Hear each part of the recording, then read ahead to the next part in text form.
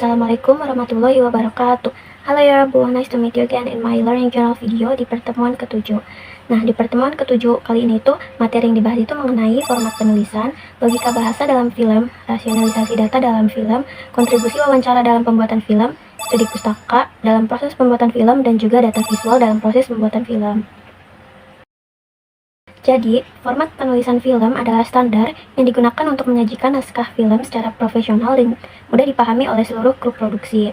Nah, format ini tuh memastikan bahwa informasi penting seperti dialog, kemudian deskripsi adegan, dan juga aksinya itu disajikan secara jelas dan juga konsisten.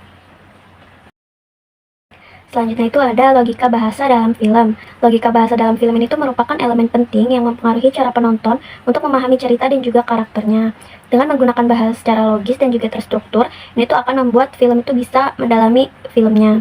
Logika bahasa dalam film sendiri ini tuh merupakan penggunaan bahasa yang masuk akal dan juga konsisten dengan alur cerita, karakter, dan dunia yang digambarkan di dalam film. Nah, selanjutnya itu ada rasionalisasi data dalam film. Rasionalisasi data dalam film dokumenter sendiri ini tuh melibatkan beberapa langkah. Yang pertama itu pengumpulan data secara sistematis, di mana ada data tulisan dan juga visual, dan juga wawancara. Data tulisan ini tuh menggunakan buku, artikel, ataupun sumber-sumber akademis untuk mendapatkan informasi yang komprehensif mengenai tema. Nah, kemudian data visual itu tuh menggunakan kayak foto, kemudian arsip dokumentasi, ataupun film, dan juga poster untuk mendapatkan gambar visual yang jelas mengenai subjek yang akan diteliti. Nah, wawancara sendiri ini tuh merupakan kayak menggali informasi dari narasumber yang tepat untuk mendapatkan informasi secara langsung dan juga detail mengenai subjek yang akan diteliti. Nah, yang kedua itu ada analisis data, di mana di analisis data ini tuh ada triangulasi, di mana menggunakan triangulasi ini tuh untuk memverifikasi kebenaran data. Kemudian ada juga penilaian informasi, di mana untuk mengevaluasi hasil riset untuk mengetahui informasi mana yang penting dan juga yang kurang penting. Nah, di penilaian informasi sendiri itu, kemudian informasi yang sudah diterima itu tuh diperdalam dan juga diperluas kembali. Yang ketiga itu ada struktur data. Struktur data ini tuh kayak menyusun data, di mana menyusun data yang udah dipilih secara terstruktur untuk mempermudah interpretasi dan juga analisis. Proses penyusunan data ini tuh melibatkan penggunaan strukturalisme untuk mengungkap struktur yang mendasari fenomena yang sedang diamati. Nah, kemudian yang keempat itu ada validasi data. Dalam validasi data ini tuh terdapat studi literatur, di mana ini tuh merupakan memilih referensi teori dan juga film yang emang relevan untuk membandingkan dan juga memvalidasi apa saja temuan-temuan di penelitiannya. Nah, studi literatur sendiri ini tuh membantu dalam memahami sudut pandang kreatornya dan juga memastikan bahwa data yang dikumpulkan itu tuh sudah relevan dengan tema yang sedang diteliti. Nah, selanjutnya itu ada kontribusi wawancara dalam pembuatan film, di mana wawancara sendiri ini tuh memiliki kontribusi yang signifikan dalam pembuatan film, terutama film dokumenter. Nah, ada juga aspek penting dari peran wawancara dalam proses pembuatan film ini sendiri. Yang pertama itu pengumpulan informasi, di mana wawancara ini tuh memungkinkan pembuat filmnya tuh untuk mengumpulkan informasi itu secara langsung dari narasumber yang emang berkaitan atau relevan. Nah, narasumber ini tuh dapat memberikan perspektif yang mendalam dan juga fakta-fakta yang mungkin tidak tersedia gitu di sumber lain. Nah, kemudian ada juga membangun narasi, di mana melalui wawancara pembuat film ini tuh dapat membangun narasi yang lebih kompleks, di mana jawaban dari narasumber ini tuh seringkali mengungkapkan mengenai cerita pribadi ataupun pengalamannya dan juga sudut pandang yang hal ini tuh bisa memperkaya alur cerita filmnya.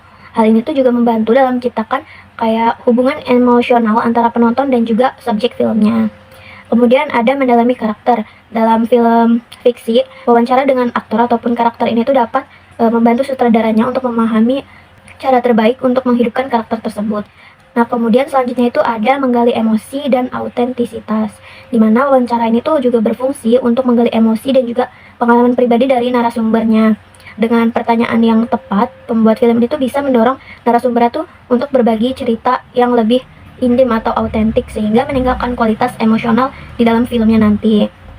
Selanjutnya itu ada proses kreatif, di mana dalam hal ini tuh sutradara tuh berperan penting dalam mengarahkan wawancara agar narasumber itu merasa nyaman dan juga dapat menjawab pertanyaannya itu secara natural gitu. Ini tuh menciptakan suasana yang mendukung eksplorasi ide-ide kreatif yang dapat dimasukkan ke dalam filmnya. Nah, selanjutnya itu ada studi pustaka dalam proses pembuatan film.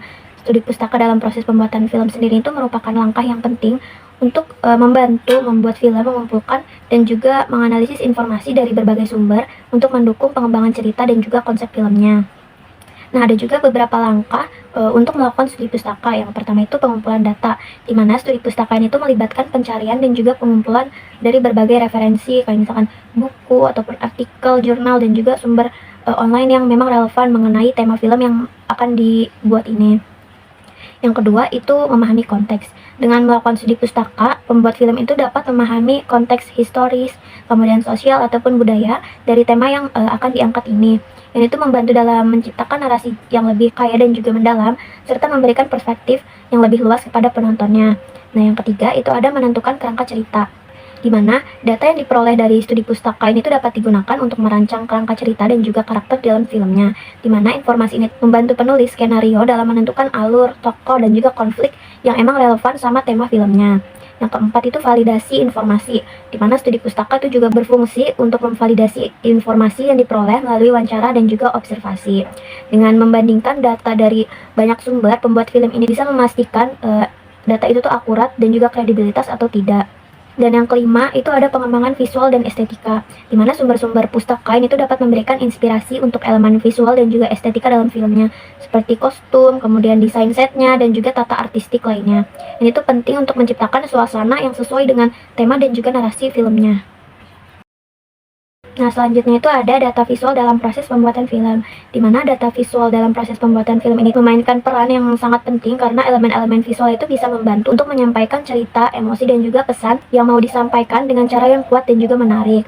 Ada juga aspek utama dari visual dalam pembuatan film ini. Yang pertama itu ada komponen visual dasar, di mana dalam komponen visual dasar itu ada beberapa dasar yang harus diperhatikan dalam sinematografinya.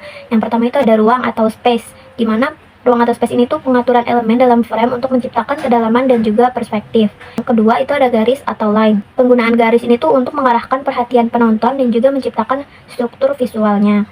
Yang ketiga itu ada bentuk. Bentuk-bentuk yang digunakan sendiri ini tuh untuk membantu karakter dan juga objeknya. Yang selanjutnya itu ada nada atau tone. Ini tuh merupakan pengaturan, kecerahan, dan juga kontras untuk menciptakan suasana hati. Selanjutnya ada warna atau color. Warna sendiri itu juga dapat mempengaruhi emosi penontonnya dan juga memberikan makna tambahan pada gambar. Kemudian ada juga gerakan atau movement. Pergerakan kamera ataupun objek dalam frame ini tuh dapat menambah dinamika. Dan selanjutnya itu ada irama, di mana pengaturan tempo visual yang membantu menjaga perhatian dari penontonnya. Nah, yang kedua ini tuh ada efek visual atau VFX.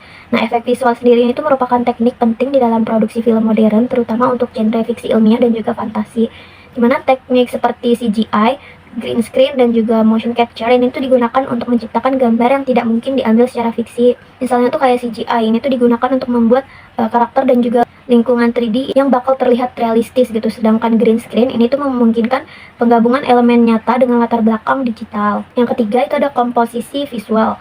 Komposisi visual itu mencangkup pengaturan elemen-elemen seperti framing, kemudian pencahayaan, warna, dan juga gerak kamera. Nah, teknik ini tuh sangat penting untuk menarik perhatian penonton dan juga menyampaikan pesan filmnya tuh secara jelas. Nah, yang keempat itu ada desain produksi. Desain produksi ini tuh melibatkan penciptaan set dan juga lingkungan di mana cerita ini tuh berlangsung. Itu termasuk kayak misalkan pemilihan lokasi, kemudian tata letak setnya, serta penggunaan properti dan juga kostum yang mendukung narasi filmnya. Mungkin cukup sekian yang dapat saya sampaikan pada pertemuan ke-7 kali ini, dan sampai jumpa di video learning journal saya berikutnya. Bye-bye.